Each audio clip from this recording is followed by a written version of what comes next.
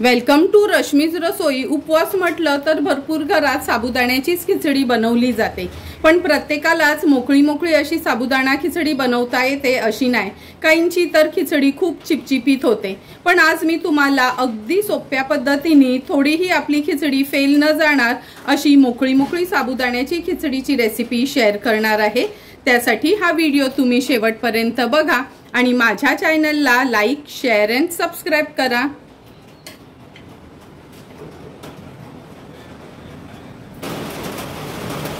साबुदाणा खिचडी बनवण्यासाठी एक वाटी आपण हे मीडियम साइजचे साबुदाणे घेतले आहेत। तुम्ही बारीक साबुदाणे असतात ना ते देखील वापरू शकता, फक्त मोठे साबुदाणे वापरू नका, ते ना तळण्यासाठी वापरतात। आता एक वाटी साबुदाणा आहे ना स्वच्छ 2 ते 3 पाण्यात आपण धुवून घेऊया। अगदी अलगदपणे आपल्याला हा साबुदाणा असा चोळून त्याचं पाणी काढून घ्यायचे। असं मी 3 वेळा करून घेते। हा बघा, आपण साबुदाणा स्वच्छ धुवून घेतला आहे, ह्या चाळणीवर ठेवलेला। आता ह्या बोलमध्ये आपण काढून घेऊया। साबुदाणा छान मोकळा व्हायला हवा असेल तर 1 कप साबुदाणा असला तर हे बघा पाव वाटी आपण पाणी घ्यायचं आहे। तुम्ही कोणत्याही कपनी साबुदाणा मोजून तशाच प्रमाणे पाऊण वाटी पाणी घेऊ शकता। आता एक 3 ते 4 तासांसाठी हा साबुदाणा आपण असाच झाकून ठेवूया, म्हणजे छान तो फुलला जाईल। 3 ते 4 तास झाले आहेत। हे साबुदाणे आपण जे भिजत ठेवले होते छान भिजले गेलेत। हे बघा अगदी मोकळे मोकळे झाले आहेत आणि हात लावून बघायचं आहे, हाताने दाबल्यावर असे नरम होतात, म्हणजे परफेक्ट असे आपले साबुदाणे खिचडीसाठी तयार झाले आहेत। व्यवस्थित ते आपण असे छान एकजीव करून घेऊया, म्हणजे वर खाली घेतले ना का छान मोकळे होतात ते। आता हे साबुदाणे तर आपले तयार आहेत, एका भांड्यात काढून घेणार आहोत। हे कुकरचंच भांड घेतलं आहे मी, तुम्ही स्टीलचं ताट किंवा डबा काही घेतलं तरी चालेल। आता हे सर्व साबुदाणे मी ह्याच्यात काढून घेते, व्यवस्थित असे पसरवून घेऊया।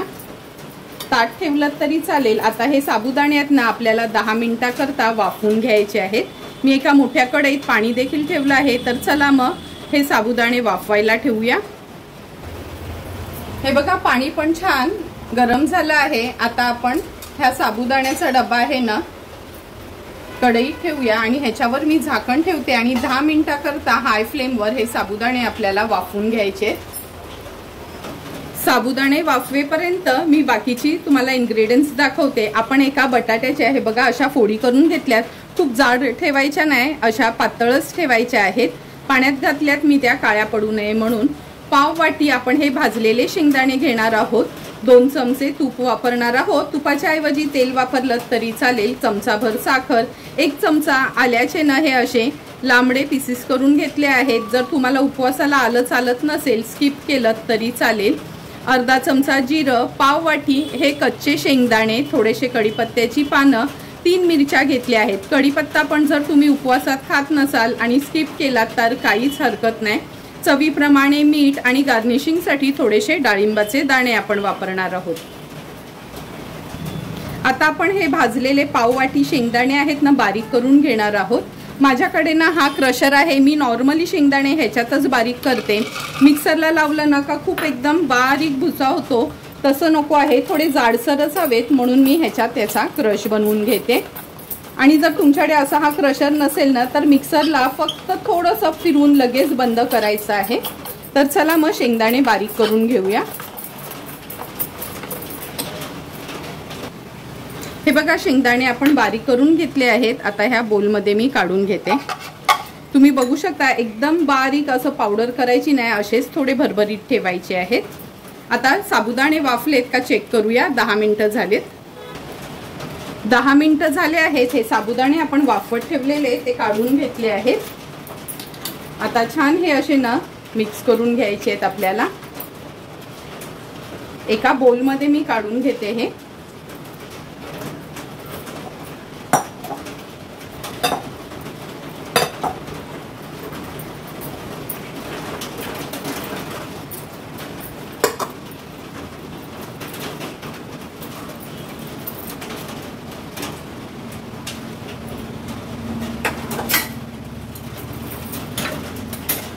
बोलमध्ये काढून घेतले का जेवढे असे मोकळे करता येतील तेवढे मोकळे करायचे। आता जरी तुम्हाला ते चिकट वाटले तरी ते नंतर खिचडी तयार झाल्यावर अगदी छान अशी मोकळी मोकळी आपली खिचडी होणार।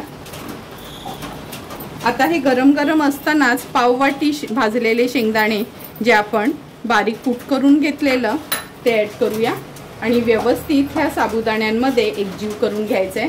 लक्षात ठेवा, साबुदाणे गरम असतानाच हा कूट ह्याच्यात ॲड करायचा आहे आपल्याला। व्यवस्थित आता मिक्स करून घेते।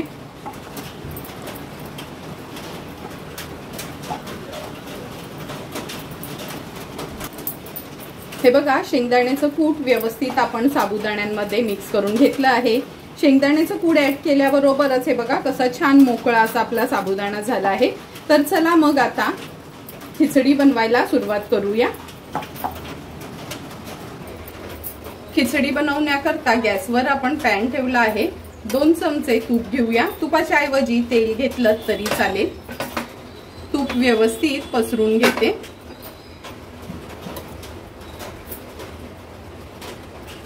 आता आपण ज्या बटाट्याच्या फोडी केलेल्या ना त्यातलं सर्व पाणी काढून घेतलं आहे।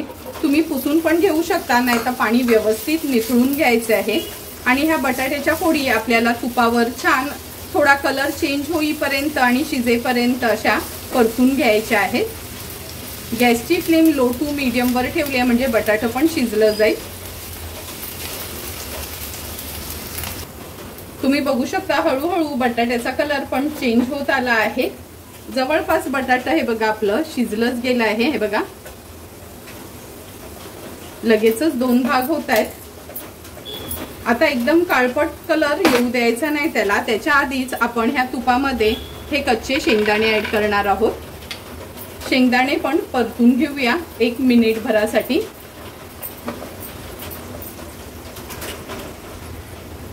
हे बघा शेंगदाणे पण तडतडायला लागले आहेत, आवाज येतोय। आता आपण ह्या स्टेज मध्ये याला कढीपत्ता आणि मिरचीची फोडणी घालणार आहोत। कढीपत्ता आणि मिरची पण लो टू मीडियम फ्लेम वर व्यवस्थित परतून घ्यायची आहे, म्हणजे मिरचीचा तिखटपणा न आपल्या साबुदाणा खिचडीमध्ये येतो।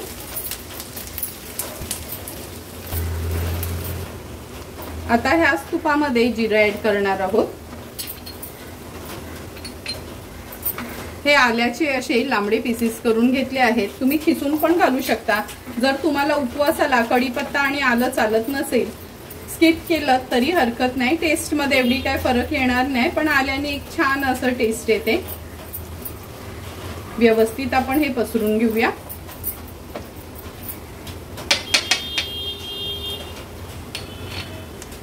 आता आपण ह्याच्यात चवीप्रमाणे मीठ ऍड करायचे।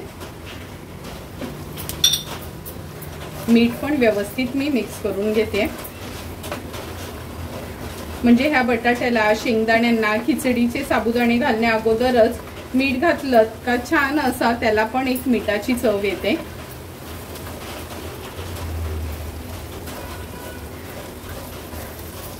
हे बघा आपल्या सर्व इन्ग्रेडियंट्सला व्यवस्थित मीठ लागलं गेलंय। आता आपण हे साबुदाणे जे शेंगदाण्यामध्ये मिक्स करून घेतलेले ते ऍड करूया।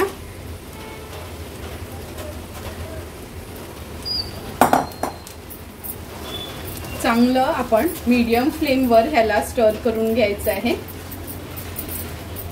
अगदी 2 चमचेच आपण तूप घातलेलं तरी पण हे बघा कसं छान एकदम असं तेलकट त्याला एक शाईन आली आहे। व्यवस्थित मीडियम फ्लेम वर आपण हे परतून घेऊया। साबुदाणे वाफवल्यामुळे जास्त त्याला शिजवायची पण गरज नाही आहे आणि अगदी अशा पद्धतीने जर आपण खिचडी बनवली तर खिचडी छान मोकळी मोकळी होते।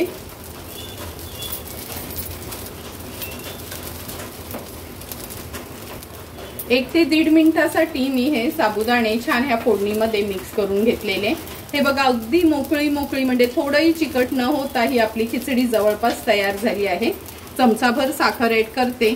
साखर टोटली ऑप्शनल आहे, पण थोडंसं तिखट गोड अशी खिचडी असली ना तर खायला खूप सुंदर लागते। गॅसची फ्लेम आता स्विच ऑफ करूया।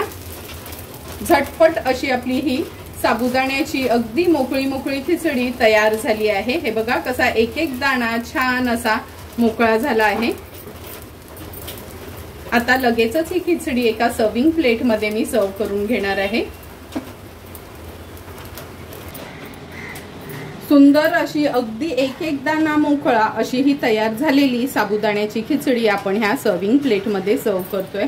जरी तुम्ही फर्स्ट टाइम ही खिचडी बनवणार असाल ना, तरी पण तुम्ही बनवलेली खिचडी पण ही सेम अशीच मोकळी मोकळी तयार होईल।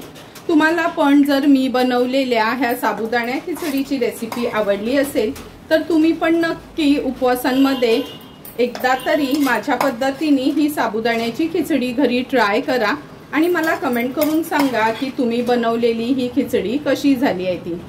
जर तुम्हाला मी बनवलेल्या ह्या साबुदाणा खिचडीचा व्हिडिओ आवडला असेल तर नक्की माझ्या चॅनलला तुम्ही लाईक, शेअर अँड सबस्क्राइब करा। Thank you for watching my video.